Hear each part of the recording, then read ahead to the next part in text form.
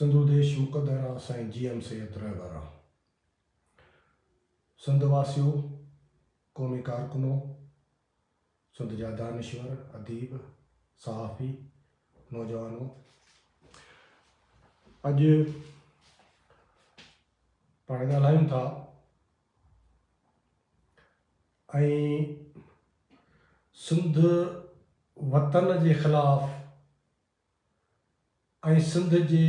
वजूद जे ख़िलाफ़ जेके पंजाब साम्राज साज़िशूं कंदो रहियो आहे हिकिड़ी त तवील तारीख़ आहे हुनजी। पर मौजूदा हालतुनि में ईअं थो लॻे त पंजाब सिंध जे वजूद खे मुकमल तौर ते ख़तमु करण जे लाइ पंहिंजूं हिकमत अमलियूं ऐं पंहिंजूं जेके रिथाऊं आहिनि उन्हनि ते तेज़ीअ सां अमल करणु पियो वञे। असां तारीख़ जे हिकिड़े बदतरीन दौर मां पिया गुज़रूं जंहिंमें पंजाबी साम्राज्य जे तोसी पसंदि वालार वारे उन कब्ज़े साम्राज्यत बेठकी जेको हुनजी गिरफ़्त आहे उन जे गिरफ़्त जो असीं शिकार आहियूं ऐं सिंध जी जेका मुकमल जेका शख़्सियत आहे सिंध जा वसीला सिंध जी जाग्राफ़ी सिंध जी तारीख़ सिंध जा दरिया सिंधी समाज असांजूं क़ौमी रिवायतूं इहे सभु जेके आहिनि से हाणे फना थियण वञनि पियूं। यानी हद आहे त दरिया सिर्फ़ु नंढड़ी हिकिड़ी ॻाल्हि ते था अचूं त दरिया जो पाणी इहो 1855 या इन साल खां वठी सिंध जे पाणीअ ते मुसलसल हे जेको आहे झाड़ू हणंदा रहिया आहिनि। अञा पाकिस्तान ठहियो बि कोन हो त पंजाबियुनि जी अखि हुई अंग्रेज़ दौर में बि त सिंध में के बि केनाल ऐं बैराज वग़ैरह न ठहनि, सभु पंजाब में ठहनि ऐं नतीजे में असांजो हिननि सां उहो जी चइबो आहे न त झेड़ो तज़ाद ऐं टकराउ पाणीअ जे मामले ते पाकिस्तान खां अॻु जो आहे। यानी ग़ुलामी जी सूरत 47 खां पोइ आहे, 47 खां अॻु में बि सिंधु दरिया ते जेको सो कब्ज़ो कंदा रहिया। 1945 में हिकिड़ी एग्रीमेंट थिए थी जंहिंमें हिंदुस्तान जा उन वक़्तु गॾियल हिंदुस्तान जा नुमाइंदा के जज वेहनि था, पंजाबी वेहनि था नुमाइंदा, सिंध जा माण्हू वेहनि था ऐं नतीजे में जेका पाणीअ जी विरछा उन ते ॻाल्हाए थो वञे इहो तय थो थिए त बाबा सिंधु दरिया जो जेको पाणी आहे उन पाणीअ जो 75% उहो सिंध जो हक़ आहे सिंधु दरिया ते, जॾहिं त पंजाब जे बाक़ी दरियाहनि जो जेको पाणी आहे उन में 25% उहो सिंध जो हक़ आहे ऐं सिंधु दरिया जे पाणी ते वरी 25% पाणीअ जो हक़ जेको आहे सो पंजाब जो तस्लीम कयो वियो आहे। हाणे तव्हां अंदाज़ो कयो दरिया हिननि पंहिंजा विकिणी छॾिया, 1 यूनिट जे करे उहे जेके पैसा आया उहे हिननि पंहिंजो पाण ते ख़र्च कया पंजाबियुनि ऐं सिंधु दरिया जेको असां 75% पाणीअ जा वारस आहियूं मालिक आहियूं उहो बि सिंधु दरिया असांजो आहे। सिंधु दरिया जेका सिंध जी सुञाणप आहे, सिंधु दरिया असांजी क़ौमी सुञाणप आहे, तारीख़ असांजो उन ते बीठल आहे, मुंहिंजो दड़ो उन ते बीठल आहे, हज़ारनि सालनि जी जेका हिकिड़ो वॾो तवील सफ़र जेको असां सिंधी क़ौम कयो आहे उनजो दारो मदार सॼो जेको आहे उहो हिन सिंधु दरिया ते आहे। हाणे पाणी 75% हक़ ऐं 10-15% कोन थो मिले। कल्ह क्लिप हिकिड़े क़ौमी कारकुन जी मूं ॾिठी जेको दरिया मां लंघे पियो ऐं हामिद भुट्टो ग़ालिबन उहो दरिया जी जेका वारी रेगिस्तान तव्हां ॾिसंदो त ईअं ॼणो रोअण थो अचे, तकलीफ़ थी थिए, हिकिड़ी पीड़ा आहे, हिकिड़ो दर्द, छाकाणि त जेका सम्झ आहे भिटाई चवनि त अलाह ॾाही मथियां ॾाहियूं ॾुख ॾिसनि, ॾाहप उहो इदराक आहे उहा सम्झ आहे जेका असां माण्हुनि जे तहतल शऊर में बि रखियलु आहे त सिंध छा आहे, सिंध जेका तहज़ीबुनि जी माउ, सिंध जेका दुनिया जी ॿोलियुनि जी माउ, सिंध जेका इंसानी रवादारी माणपे सूफ़ीज़म ऐं बराबरी जेका आहे उन जी जेका माउ, उन सिंध खे बुनियाद परस्त रियासत जे अंदरि क़ैद करे ऐं न सिर्फ़ु लुटियो ऐं फुरियो थो वञे, पर सिंधु दरिया जेको आहे उन दरिया ते न सिर्फ़ु पाणीअ ते कब्ज़ो पर नालो तब्दील करण जे लाइ बि हिकिड़ियूं साज़िशूं थियनि पियूं। यानी सिंधु जेको आहे उहा सिंधु ई न रहे, उहो पंजाब दरिया थी वञे त इहे सॼा मामला जेको आहे सो ख़तमु थी वेंदा। क़ौम सिंध जी, सुञाणप सिंध जी, तारीख़ सिंध जी, वतन जो असांजो जेको वजूदु आहे उहो इहो सभु कुझु जेको आहे उहो ख़तमु थी वेंदो। सो नतीजे में असांजे माण्हुनि खे हाणे इहा ॻाल्हि सम्झणी पवंदी, जेके सियासी धिरूं आहिनि, सियासी वर्कर आहिनि, त बाबा असीं सिंधी बदतरीन क़ौमी ग़ुलामीअ ऐं ज़िलत जो शिकार आहियूं हिन पाकिस्तान जी पंजोड़ में, पंजाब जी तोसी पसंदीअ में, पंजाब जे साम्राज्यत में। सिंध हिकिड़ी बेठियत आहे, सिंध ग़ुलाम आहे ऐं ग़ुलाम क़ौम जा जेके बि वसीला, दरिया, सरहदूं वतन जूं, इहो सभु कुझु जेको आहे सो आका ऐं धारी जे कब्ज़े ऐं कंट्रोल में हूंदो आहे। ऐं जेको थिए पियो, जेको थी चुको आहे, माना ज़मीनूं सिंध जूं लखे एकड़ जेके ज़मीनूं आहिनि उहे ग्रीन पाकिस्तान जे नाले में फ़ौज थी खणे। सिंध जे शहरनि में शहरी मनसूबा ठाहे, अॻे उहो कब्ज़ो हुन जो अलॻि आहे, जेको डिफेंस हाउसिंग अथॉरिटी जे नाले में हे कनि पिया था। ज़मीनुनि ते कब्ज़ो जेको हे कनि था पिया, दरिया ते जेको आहे हुननि जो कब्ज़ो आहे उहो थिए थो पियो। नतीजे में असां यानी ग़ुलामीअ जे हिकिड़े अहिड़े कुन में, अहिड़ी तबाहीअ में अची फाथा आहियूं जो यानी हाणे सवाइ जीअं गांधी चयो न, करो या मरो जे ॿी का बि वाह असांजे अॻियां कान्हे का। वतन जी वारसीअ खे साबित कयूं ऐं पंजाब जे इन तोसी पसंदि जेको कब्ज़ो आहे, जेका साज़िश आहे, इनखे इन जे ख़िलाफ़ु जेको आहे समूरी क़ौम खे हिकिड़े हंधि गॾु करे ऐं गॾियल तौर ते जेसीं ताईं पंजाब सां, ॾिसो मां हिकिड़ी तव्हांखे ॻाल्हि ॿुधायां, दुनिया जा दानिश्वर चवनि था त ईंदड़ जेके दौर जूं जंगियूं आहिनि से पाणीअ ते थींदियूं। पाणीअ ते चीन जो इंडिया जो तकरार हले पियो, चीन मथे डेम पियो ठाहे पाणी पियो रोके, इंडिया चए थो न ठाहियो असां सुकी वेंदासीं अॻियां। दुनिया में खोड़ मुल्कनि में ईअं थिए पियो ऐं सिंध जे अंदरि बि पंजाब जेको धाड़ो हयो आहे सिंधु दरिया ते, इहो उन जंग जो हुन ऐलान कयो आहे। पंजाब जंग मुसलत करे चुको आहे, माना त उहा असीं तव्हांजो पाणी था रोकियूं, वसीला अॻे खणी पिया वञनि, ज़मीनूं खणनि पिया, समुंड ते उन्हनि जो कब्ज़ो आहे, डेमोग्राफी उहे पिया तब्दील कनि, असांजी ॿोली ख़तमु करे चुका आहिनि। यानी सभु कुझु जॾहिं तबाह पियो थिए, हर शइ जेका असां वञे पई, उन खां पोइ हिकिड़ी क़ौम जी हैसियत में असां सिंधी माण्हुनि खे, सिंधी क़ौम खे छा करणु घुरिजे। यानी तारीख़ ते जेकर तव्हां नज़र रखो, तारीख़ पढ़ो त सिंध जो बादशाह अरोड़ मां मकरान वञे थो, शाह नमरोज़ जॾहिं हमिलो थो करे ईरान वारो, सिंध जी सरहद लताड़े थो, सिंध जी सरहद उन वक़्तु मकरान जी हद सिंध में हुई, उते वञे थो, मुक़ाबिलो करे थो ऐं राय सैरस जेको आहे उते शहीद थो थिए, या राजा ॾाहिर खां अॻु जी शहादत आहे। अरब साम्राज्यत जॾहिं यलगार था कनि सिंध ते, त उन वक़्तु शहीद राजा ॾाहिर जेको आहे सो तलवार कढी ऐं पंहिंजे पुट समेत, जयसेना समेत जेको आहे विढ़े थो ऐं पाण शहीद थी थो वञे, हलियो सिंध वतन जे सरहदुनि जो दिफ़ा करे। दुलह दरिया ख़ान अरगुननि तुरखाननि सां विढ़े थो ऐं पंहिंजे पुटनि समेत जेको आहे उहो शहादत थो माणे। पीर साईं पगारो, दोदो सूमरो, रूपलो कोल्ही, हेमू कालाणी, होशू शीदी खां वठी शहीद बशीर ख़ान कुरैशी, सराय कुर्बान कावड़, शहीद मुज़फ़र भुट्टो ताईं, हे तवील जेका सिंध जे मुहब वतन, उन्हनि गैरतमंद माण्हुनि जा उन्हनि किरदारनि जूं जेके शहादतूं आहिनि, जेके क़ुर्बानियूं आहिनि, उहे इन करे आहिनि असां पंहिंजे हिन वतन जे सरहदुनि खे उन्हनि जो दिफ़ा कंदासीं, वसीलनि जो दिफ़ा कंदासीं, क़ौम जो दिफ़ा कंदासीं। नंगनि ऐं दंगनि जे लाइ असां हज़ारनि सालनि खां वणंदा पिया अचूं ऐं अॼु जेका सूरत हाल आहे उहा इंतिहाई भयानक आहे। उन भयानक सूरत हाल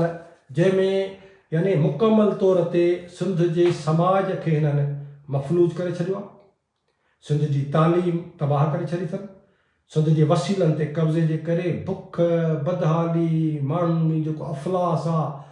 माण्हू जंहिं तबाह हाल यानी को दौर हो जो असांजा जीअं चवनि था वॾा त उहो मखण जूं जेके न हिन वॾो वॾा जेके ढेर हणी कोॾर सां लपा हणी मखण हिक ॿिए खे ॾींदा हुआसीं, उहे अॼु जेको आहे सो रुखी मानी जेका आहे ॿिनि वेलनि जी उहा नथा खाई सघूं। हे ग़ुलामी ऐं ज़िलत जी इंतिहा आहे। क़ौमी रिवायतूं ख़तमु पियूं थियनि। सिंध जे वटि इतिहाद इंसानी अमन आलम जो पैगाम आहे। उहा सिंध अॼु जेका चो खंबी ॿधी उनखे जेको आहे सो उन कुंड ऐं कुरीज़ में करे जेको आहे सो पंजाबियुनि छॾियो आहे। वॾेरनि जी दलाली, हे असांजे ख़िलाफ़ु मुसीबतुनि जा जेके भंडार जेके पंजाब बचा आहिनि उन में वॾेरा शाही, नस्ली गुरोह, मज़हबी इंतिहा पसंदि, इहे धाड़ियल फैक्ट्री हिकिड़े अञा अलॻि मुसीबतूं आहिनि। पर सिधो सो जेका रियासत जे फ़ौज जे ग़ुलामीअ जो असीं शिकार आहियूं, उन में असांजा यानी क़ौमी वजूद ख़तरे में आहे। ईअं न आहे त थोरो घणो तेल गैस कढनि पिया, थोरो घणो न, हर शइ तबाह आहे। जाग्राफी वतन जी वहदत ते वार पई थिए, तारीख़ ॿोली, दरिया अगरि कंहिं क़ौम जो चोराइजी थो वञे, यरगमाल थी थो वञे त पोइ इहो असांखे सोचणो पवंदो त उहा क़ौम छा ग़ुलाम त आहे त पर ज़िंदह बि आहे या न। यानी मुअल क़ौमूं हुजनि उन्हनि जा दरिया चोरी थी सघनि था, ज़िंदह का क़ौम हुजे उनजो दरिया चोराइजे ऐं क़ौम वेठी हूंदी न ॾिसंदी, इन भड़को खाई न निकिरंदी। तंहिंजे करे मां सम्झां थो त जेका सूरत हाल सिंध जी आहे, असीं बदतरीन ग़ुलामीअ जो शिकार आहियूं। सिंध जे माण्हुनि खे, सियासी धुरियुनि खे, वर्करनि खे, छाकाणि त हिकिड़ा अहिड़ा बि आहिनि जिन खे अञा आसिरो आहे त देखो अञा टापे करंदे आहिनि पंजाबी, उहे पंजाबी बाबा असांखे यानी ग़ुलामीअ खां बि हेठि धिके छॾियो अथनि। ग़ुलामी ऐं क़ौमी फनायत में तमामु वॾो फ़र्क़ु आहे। ग़ुलाम कब्ज़े में वेतनामी बि हुआ, पर क़ौमी वजूद हुनजो फना न पियो थियो। 70 में आज़ादु न थियनि हा न, हींअर जेकर 2024 ताईं बि वेतनामियुनि जो इस्तेहसाल मुआशी थिया, पर हुनजो क़ौमी वजूद फना कोन थिया। हिते असांजो क़ौमी वजूद फना पियो थिए। डेमोग्राफी ते निहारियो, मौत जो ख़तरो वञे वञे पियो, टिक टिक टिक टिक टिक थिए पई। वसीलनि ॾे निहारियो, कानून आइन हिन रियासत हुनजे नज़रिए जे बुनियाद ते उहे वसीला सॼा पंजाब खां थो वञे। 73% यानी पंजाब पाकिस्तान जे बजट जो सिंध थी ॾिए ऐं सिंध बुख पई मरे। इन करे मां उन्हनि माण्हुनि जे लाइ बार बार अॻु में बि चयो आहे त बाबा जेके चवनि था अञा बि का ज़रीपुर जी उमेदु हुई न त हीअं पोइ पंजाबी भाइर हेॾे होॾे, हाणे अखि पटियो असांजो वजूद ख़तरे में आहे। दरिया ख़तरे में रुॻो न आहे, असांजो क़ौमी वजूद ऐं वतन जो तशख़ुस जेको आहे उहो ख़तरे में आहे। इन करे मां सम्झां थो त असां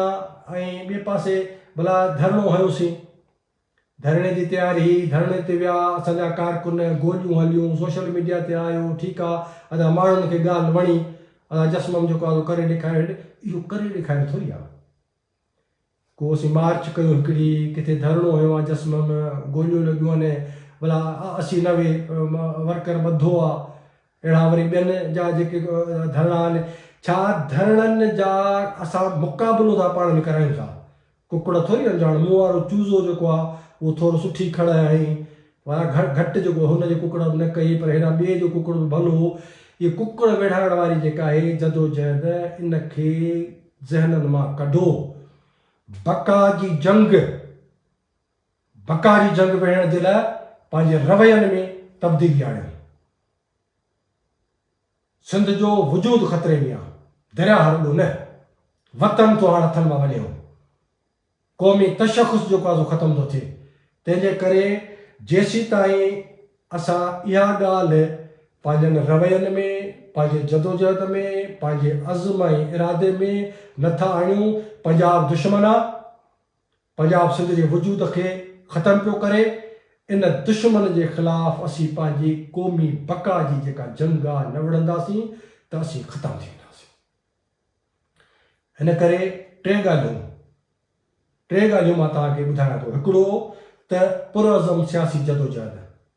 पुरअज़म सियासी जदोजहद जो मतिलबु आहे त पंजाब जे दड़के दहमान हू जेका मैच फिक्सिंग वारो जेको रवैयो रुझान आहे उनखे ख़तमु करे पंहिंजनि फ़ैसिलनि ऐं इरादनि सां पुरअज़म थी करे जेकर रोड ते वेहणो आहे त वेहो जीअं वेठासीं। एॾियूं गोलियूं मां सम्झां थो त हे जेको आहे सो कॾहिं हिंदुस्तान जे ख़िलाफ़ु जंग बि बिलनि कोन हलायूं हूंदियूं। ख़बर न आहे त पुलिस जे वर्दीअ में आर्मी हुई या रेंजर्स जी केरु हुजे, एॾियूं वॾियूं जेके हिननि गोलियूं हलायूं आहिनि। माना पुरअज़म जदोजहद जे लाइ तव्हां रोड ते वेहंदो त तव्हां सां इहो असरु थींदो। इहो पंजाब मैसेज ॾिनो असांखे, असां मैसेज ॾिनो। असांजे वर्करनि चयो गोलियूं हलायो त असीं ईंदासीं। असांखे ख़बर हुई,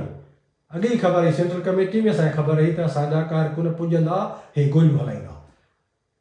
माना पुरअज़म जेका सियासी जदोजहद आहे उन जे साम्हूं पंजाब वटि जेको रवैयो आहे त असीं गोलियूं हलाईंदासीं। नंबर 2,